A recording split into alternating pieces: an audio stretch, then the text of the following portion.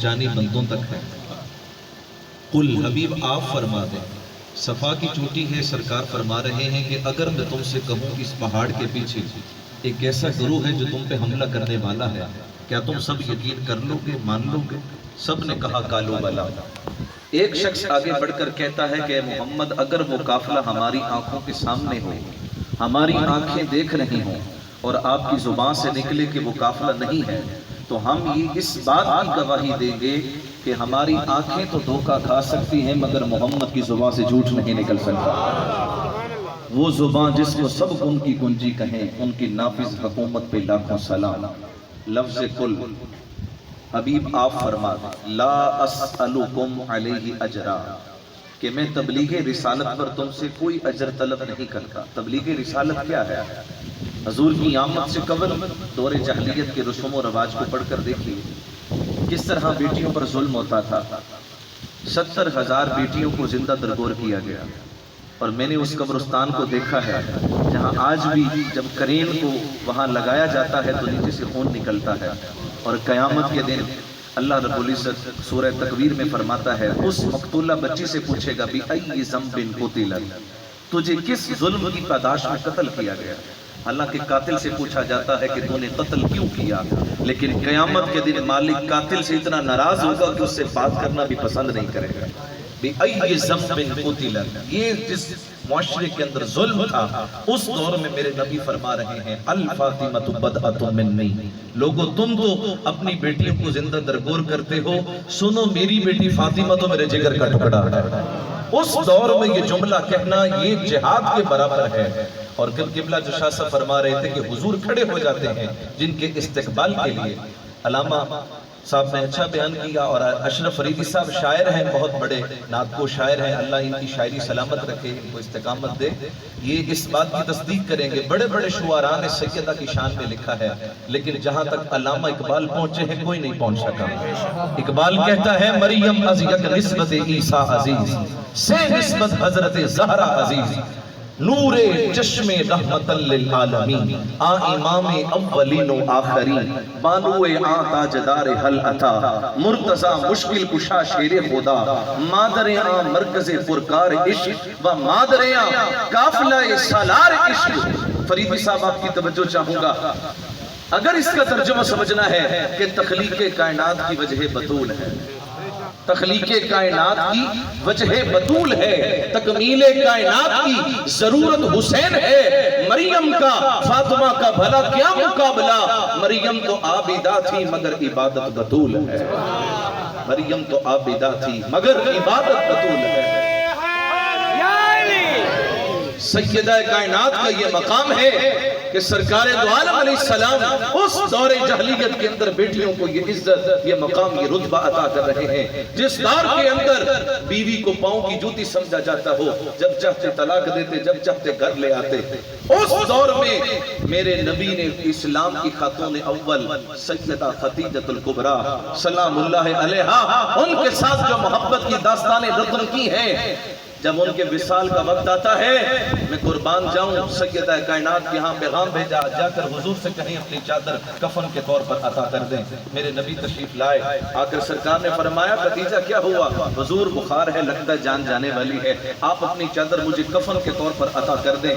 سامعین محترم دل پہ ہاتھ رکھ کے سنیے گا، آپ میں سے بھی بہت سارے لوگ بیویوں والے ہیں، شادی شدہ ہیں، اپنی بیویوں کے ساتھ محبت کے اظہار کرتے ہوں گے، بڑی بڑی NGOز ہیومن رائٹس کا دعویٰ کرنے والے، حقوق نسواں، حقوق زوجین کی باتیں کرنے والے، سب کے جملے ایک طرف ہیں، مگر تاجدار کائنات کی زبان سے نکلا ہوا جملہ اگر سونے کے پانی سے میں لکھا جائے حق ادا نہیں ہوتا۔ خدیجہ الکبریٰ نے چادر مانگی ہے، اور میرے نبی فرما رہے ہیں لو اردت جلدی لآبیتکی، اے خدیجہ تو نے تو فقط محمد سے چادر مانگی ہے، اگر محمد کی جلد بھی مانگتی وہ بھی اتار کر تجھے دے دے۔ ہے کوئی محبت کا ایسا اظہار کرنے والا کہ سرکار ان کو جلد بھی اتار کر دینے کے لیے تیار ہے۔ بعد اس وصال ان کا اتنا ذکر کرتے ہیں، جس سال میں جن کا ان کا وصال ہوتا ہے اسی سال میں جناب سیدنا ابو طالب علیہ السلام کا وصال ہوتا ہے۔ لوگ کہتے ہیں کہ غم نہیں کرنا چاہیے، میرے نبی نے تو سارا سال غم منایا ہے، ایک سال غم منایا اور اس سال کا نام رکھ دیا ہے عام الحزن۔ سرکار پورا سال غم مناتے رہے۔ ان دو ہستیوں کے ہوتے ہوئے کسی کافر کی جرت نہیں تھی حضور کو انگلی اٹھا کر دیکھے، حضور کی آنکھوں میں آنکھیں ڈال کر دیکھے، پھر مجھے کہنے دو ہر گھڑی مجھ پر کرم خواجہ ابو طالب کا ہے، بٹ رہا کونین میں صدقہ ابو طالب کا ہے، جن پناہوں کو خود خدا اپنی پناہ کہے، تو نہ ہو پایا ان کا مگر اللہ ابو طالب کا ہے۔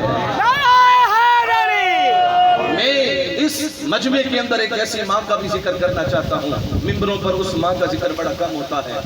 فاطمہ بنت اسد، حیدر کی ماں تجھے سلام۔ اگر آپ اس ہستی کو بھی نہیں جان سکے تو پھر اس ہستی کو کون جانے گا؟ فاطمہ بنت اسد، حیدر کی ماں۔ اور میں بڑے دکھ کے ساتھ فریدی صاحب یہ بات اکثر کرتا ہوں، حلیمہ سعدیہ کے لیے نبی کا چادر دینا تو یاد ہے، فاطمہ بنت اسد کے لیے نبی کا کرتا دینا یاد کیوں نہیں؟ حلیمہ سعدیہ کی عظمت کو سلام، جس نے میرے نبی کی 2 سال خدمت کی ہے، جس نے نبی کو پالا، میں نے کہا اس نے نبی کو نہیں پالا، میرے نبی نے حلیمہ کو پالا ہے۔ حلیمہ سعدیہ نے 2 سال سرکار کی خدمت کی ہے، 2 سال خدمت کرنے والی حلیمہ سعدیہ یاد ہے، مگر 40 سال فاطمہ بنت اسد جو خدمت کرتی رہی وہ خدمت یاد کیوں نہیں؟ فاطمہ بنت اسد، حیدر کی ماں تجھے سلام، تو نے ثابت کر دیا کہ کعبہ بھی ابو طالب کا ہے، تو نے ثابت کر دیا کہ کعبہ بھی ابو طالب کا ہے۔ اس سال کے اندر جس سال میں سیدہ خدیجہ الکبریٰ کا وصال ہوتا ہے، جس میں جناب ابو طالب کا وصال ہوتا ہے، میرے نبی غم مناتے رہے، اور بعد از وصال گھر کے اندر اگر کھانا بنتا ہے حضور فرماتے ہیں مجھے بعد میں دینا، پہلے خدیجہ کی سہیلیوں کے گھر دے کر آؤ۔ کپڑے آتے ہیں فرمایا جاؤ خدیجہ کی سہیلیوں کے گھر دے کر آؤ۔ اتنا ذکر کہ سیدہ عائشہ نے ایک دن پوچھ لیا حضور بار بار اس بوڑھی عورت کا ذکر کیوں کرتے ہیں؟ بڑھاپے کی وجہ سے جس کے ہونٹ کے گوشے بھی خشک ہو چکے تھے، جس کے دندان بھی گر چکے تھے،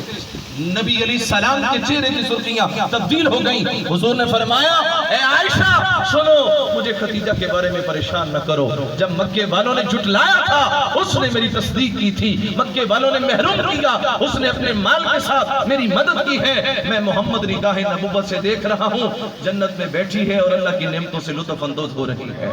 سرکار نے جس خدیجہ کے ہوتے ہوئے دوسرا نکاح نہیں کیا، اور یہاں سیدہ کائنات کے ہوتے ہوئے مولا علی نے دوسرا نکاح نہیں کیا، گویا بتانا چاہتے ہیں نہ خدیجہ جیسی کوئی اور ہو سکتی ہے، نہ زہرا جیسی کوئی اور ہو سکتی ہے۔ یہ مقام ہے ازواج کو میرے نبی نے، یہ تبلیغ رسالت ہے نبی کی، جس نبی کی آمد سے قبل 3 بیٹوں نے اپنی سگی ماں کو عکاظ کے میلے میں 50,000 درہم کے بدلے بیچ دیا۔ حضور تشریف لائے، فرمایا بدبختو ماں بھی بیچنے والی چیز ہے، جس ماں کے لیے مارے مارے پھرتے ہو، جس جنت کے لیے مارے مارے پھرتے ہو، روزے رکھتے ہو، عبادتیں کرتے ہو، فرمایا الجنت تحت اقدام الامہات، میں محمد نے جنت کو کھینچ کر ماں کے پیروں تلے رکھا ہے۔ سنو اگر ماں کی عظمت سننی ہے تو سنو، فتح مکہ کا موقع ہے، 14,000 صحابہ کا لشکر نگاہ نبوت کے سامنے ہے اور مقام ابا ہے۔ پہلے تو گمنام وہ جگہ تھی، لیکن اب وہاں پر میرے نبی کی ماں سیدہ آمنہ سلام اللہ علیہا، ان کا مزار پر انوار ہے، حضور کا گزر ہو رہا ہے، صحابہ کا جمع غفیر ہے۔ اس موقع پر میرے نبی کی زبان سے جو جملہ نکلا دل پہ ہاتھ رکھ کے سنیے گا، حضور فرماتے کاش آج میرے والدین زندہ ہوتے۔ انسان کی فطرت ہے کہ وہ خوشی کے پہلو کو جب دیکھتا ہے تو وہ پیچھے والے یاد کرتا ہے کاش میرے والدین بھی یہ خوشی کی ریل پہ دیکھتے، یہ معاملات میرے والدین کے سامنے بھی ہوتے۔ میں ایک جوان کو جانتا ہوں، وہ جوان رویا کرتا تھا، کہتا حضرت ایک ایسا دور بھی تھا، آج میرے نیچے پراڈو ہے، لینڈ کروزر ہے، بڑی بڑی گاڑیاں ہیں، ایک ایسا دور بھی مجھ پر گزرا ہے کہ میری ماں سخت بیمار تھی اور میرے پاس کرایہ دینے کے لیے گاڑی کے پیسے بھی نہیں تھے، اور گدا گاڑی پر میں ماں کو ہاسپٹل لے کر گیا اور رستے میں میری ماں کی جان چلی گئی۔ اب میں موقع کو یاد کرتا ہوں کاش میری ماں ہوتی اور یہ دیکھتی کہ آج اس کے بیٹے کو اللہ نے کتنی نعمتوں سے نوازا ہے، یہ فتح مکہ کا موقع ہے۔ اب وہ دور گزر گئے جب حضور کے رستے میں کانٹے بچھائے جاتے تھے، جب حضور کے معاذ اللہ سرکار کے جسم اتھر پر اونٹ کی اوجڑیاں پھینکی جاتی تھی، اب وہ دور نہیں رہا۔ اب حکم ہے نبی سے ملنا ہے، اپنی آواز بھی اونچی نہیں کرنی، خبردار یہ رسالت ماب کی بارگاہ ہے، خبردار اگر نبی سے ملنا ہے فقیر ڈھونڈو، صدقہ دو، پھر اس قابل ہو کہ نبی سے ملاقات کر سکتے ہو۔ یہ وہ رسالت ماب علیہ السلام کی بارگاہ ہے۔ اب وہ دور ہے، اس موقع پر حضور فرماتے فرما رہے ہیں کاش آج میرے والدین زندہ ہوتے یا میری ماں آمنہ زندہ ہوتی، میں عشاء کی نماز پڑھا رہا ہوتا اور میں نے سورۃ فاتحہ شروع کر لی ہوتی، میری ماں کو کوئی کام یاد آ جاتا، وہ دروازے کے قریب آتی، چلمن سے پردہ ہٹاتی اور کہتی ابنی محمد، اے میرے بیٹے محمد، میں رب کی نماز چھوڑ دیتا ماں کی بات کو پہلے سنتا۔ یہ ماں کی عظمت، ماں کا مقام۔ صاحبو، بے شک اللہ نے تمہیں بڑا رتبہ دیا ہے، تم بڑے پیسے والے ہو، تم نے گریجویشن کر لی ہے، تم نے ماسٹرز کر لیا ہے، تم نے پی ایچ ڈی کی ڈگری لے لی ہے، تم ٹیچر بن گئے، تم پروفیسر بن گئے، تم حکیم لکیم بڑے بڑے لوگ بن گئے، لیکن تم آج بھی ماں کے سامنے وہی 25 سال پہلے والا ببلو ہوئی ہے۔ تو تیرا وہی نام ہونا چاہیے، سب جھکا کر ماں کے سامنے کھڑے رہے، اسی کے اندر عظمت ہے۔ مجھے بتاؤ امام اعظم ابو حنیفہ سے بڑھ کر امام کون ہو سکتا ہے؟ پڑھ کر دیکھو امام اعظم کون ہے کہ جو کہے لولا السنتان لہلک النعمان، خدا کی قسم اگر 2 سال نہ ہوتے جو میں نے امام جعفر الصادق علیہ السلام کی خدمت کی ہے تو میں ہلاک ہو جاتا۔ وہ ہے امام اعظم ابو حنیفہ، جو امام شافعی کا بھی استاد ہے، امام مالک کا بھی استاد ہے، امام احمد ابن حنبل کا بھی استاد ہے، امام بخاری کا بھی استاد ہے، امام ترمذی کا بھی استاد ہے، امام مسلم کا بھی استاد ہے۔ اس سے پوچھو امام اعظم ابو حنیفہ سے ماں کی عظمت کیا ہے۔ ماں کہتی ہے بیٹے سواری تیار کرو، میں نے فلاں عالم سے جا کر مسئلہ پوچھنا ہے۔ کہہ سکتے تھے نا ماں وہ تو خود میرا شاگرد ہے، جس مسئلے کا جس عالم کی بات کر رہی ہے وہ تو خود میرا شاگرد ہے، کہہ سکتے تھے، لیکن ماں کا حکم ہے۔ سواری تیار کی اور ماں سواری پر بیٹھی، اور جب دروازے پر جا کر اس عالم کے دروازے پر دستک دی، اس عالم سے ماں نے مسئلہ پوچھا، عالم کو مسئلہ نہیں آیا، کان میں جا کر امام اعظم نے کان میں کہا اس مسئلے کا جواب یہ ہے، میری ماں کو اونچی آواز میں بتا دو،